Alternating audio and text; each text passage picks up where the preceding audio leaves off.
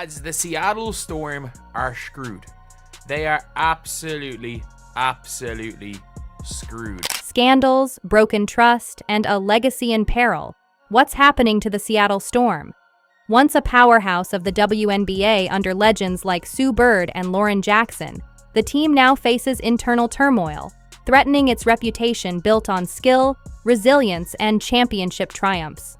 Allegations of harassment and bullying have cast a dark shadow over the Seattle Storm, once revered for its leadership under head coach Noel Quinn. Multiple players have come forward, sparking an investigation that not only threatens the team's reputation, Looking good for the Storm, and it's really not looking good for Neko Wumake or the WNBA Players Association. So it says here, the Storm are being investigated for alleged player mistreatment. This isn't just another sports controversy. It's a seismic shift with the potential to reverberate across the WNBA. With stars like Nneka Ogwumike taking on leadership roles, and Caitlin Clark, who faced her own tensions with the Storm, emerging as a new force, the stakes are higher than ever. Will this investigation expose deeper issues within the team's structure, or could it prompt a complete overhaul and a fresh start? As whispers grow louder, could these revelations spark a ripple effect that reshapes the entire league? The future of the Storm and the WNBA hangs in the balance. More and more rumors that Noel Quinn, their coaches, were allegedly abusive towards staff and players alike, threatened a player, creating a hostile environment for players, caused division amongst players, called players slurs, B-word, dumb, and all kinds of other abusive terms. Here was so Brad, the president, take us out. The Seattle Storm, long celebrated for its strength, resilience, and on-court victories, now finds itself under an unrelenting spotlight for reasons far removed from basketball. The public's attention shifted dramatically when several players came forward, detailing troubling experiences of alleged harassment and bullying within the coaching staff. These allegations, primarily concerning game and practice performances, sent shockwaves through the WNBA and sparked a formal investigation that's now been underway for over 2 weeks. At the center of this storm is head coach Noel Quinn, whose decorated career as both a player and coach is now under intense scrutiny. The law firm leading the investigation has unveiled a troubling series of claims. Players have described practices where intense confrontations blurred the line between striving for excellence and fostering a toxic environment. Reports suggest that game day pressures became so severe that some athletes felt personally targeted, creating a climate of fear and tension. This controversy isn't solely about the actions of one leader. It's a reflection of the broader team dynamic and how internal conflicts were managed, or not managed, by the Storm's leadership. The investigation has raised critical questions. What does it reveal about the culture within the team when those entrusted to lead are accused of fostering harm? And how did management allow these issues to escalate to such a point? As the investigation continues, the answers may forever alter the Storm's legacy and the WNBA's approach to team management. Confirm with certainty the situation is not good. Also heard there are few layers to it. We're knowing the Storm organization doesn't receive a lot of scrutiny by fans and media, which contributed to years of malpractice being. The ongoing investigation into the Seattle Storm has far-reaching implications, not just for the team, but for the entire WNBA. The WNBPA is now navigating a delicate situation, balancing player support with internal scrutiny.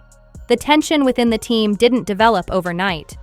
The departure of franchise icons like Sue Bird and Breanna Stewart created a leadership vacuum, leaving younger players struggling to voice concerns. This allowed issues to fester unchecked, leading to a breakdown in team unity. The result was a team that appeared solid, but was, in reality, fractured behind the scenes. As the investigation continues, the WNBA faces critical questions about leadership, accountability, and the future of the league's integrity. I'm hearing certain players were also involved in this coach's clique, and that a front office executive was in the know, and that one player almost came to blows with a coach. So basically, I don't know who this person is, but the fact is that obviously this is now going to be an investigation. Compounding the issue, reports have revealed that the investigation was prompted by multiple players' accounts, not just one or two.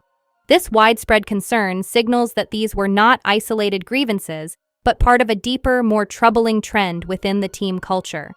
As details emerge, questions about accountability are intensifying. Who within the hierarchy knew about these issues, and why weren't they addressed sooner?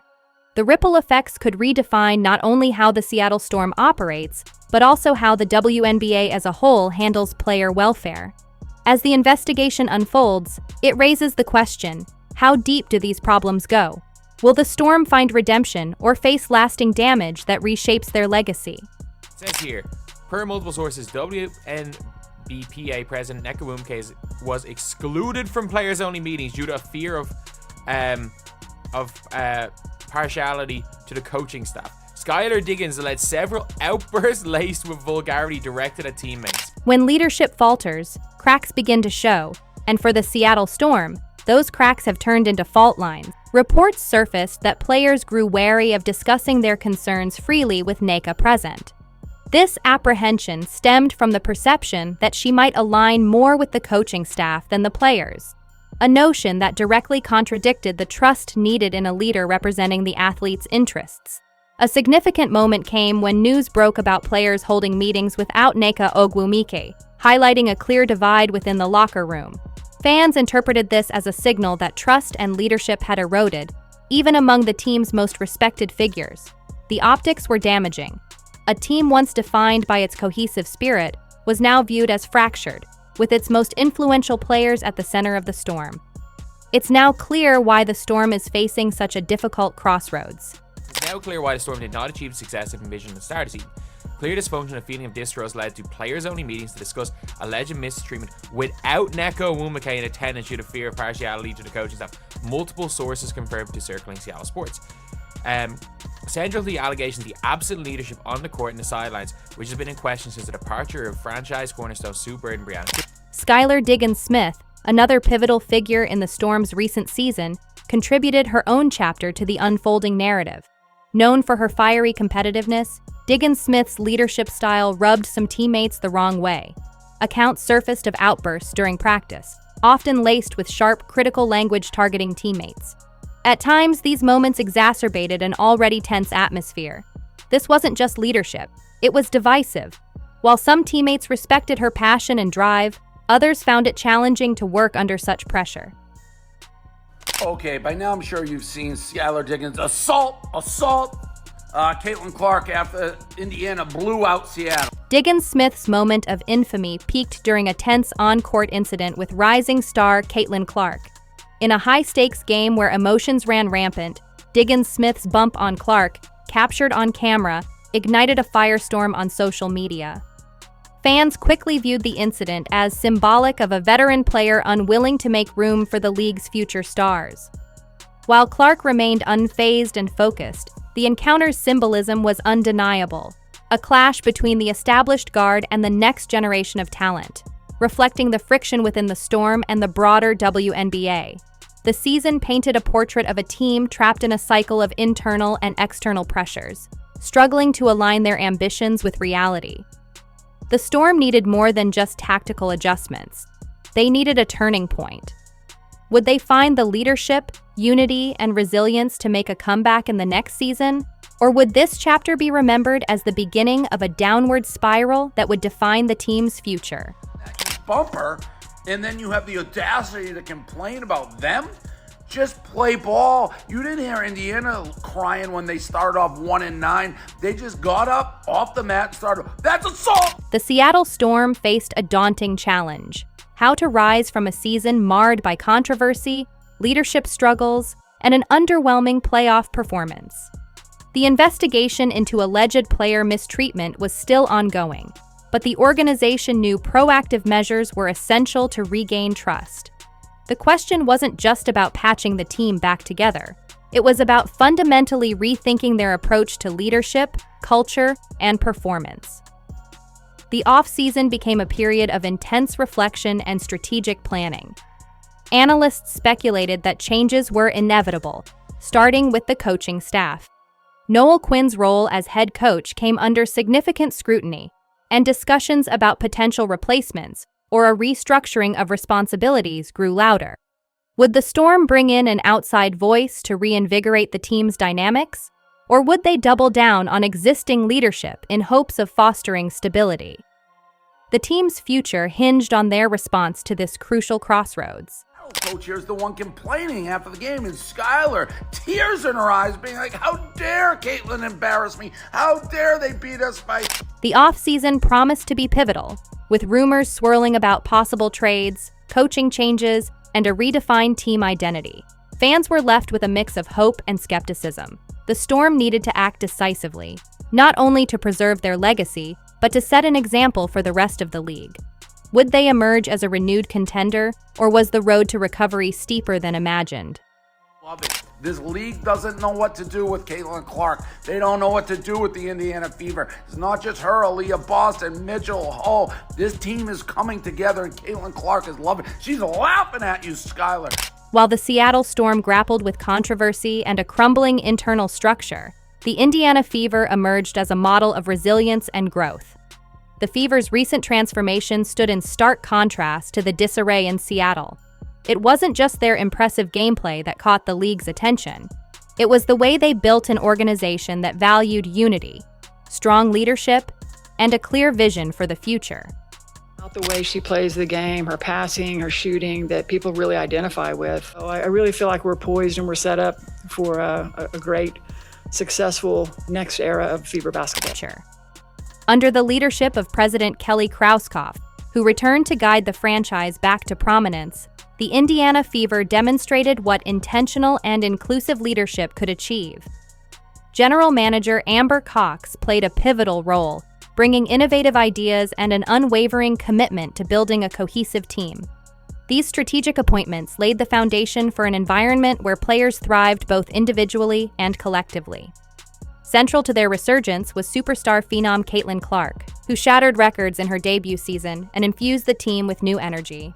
But beyond her accolades, it was Clark's approach to the game and her interactions with teammates that truly set the Fever apart, embodying the perfect balance of individual brilliance and a team-first mentality, a balance the Storm had struggled to maintain. Just absolutely did it all and became a magnet for attention and an icon for sports fans, certainly little girls, certainly mine as well, playing her basketball. The Fever's approach wasn't limited to star players.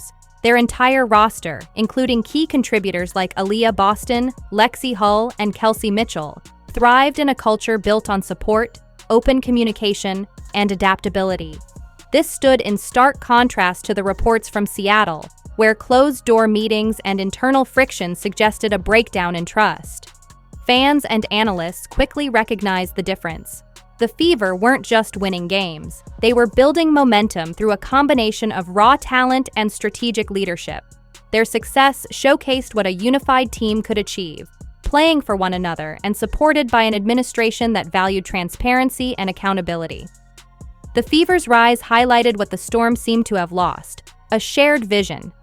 While Seattle wrestled with the aftermath of its internal strife and contemplated significant changes, Indiana's steady ascent offered a roadmap for transforming a team's fortunes. The comparison between the two franchises wasn't lost on the WNBA. As the league observed Seattle's turbulence, it simultaneously saw Indiana's commitment to a brighter future. The Fever's success proved that fostering a supportive, collaborative culture could yield not only immediate results, but also sustainable growth for the franchise over the long term.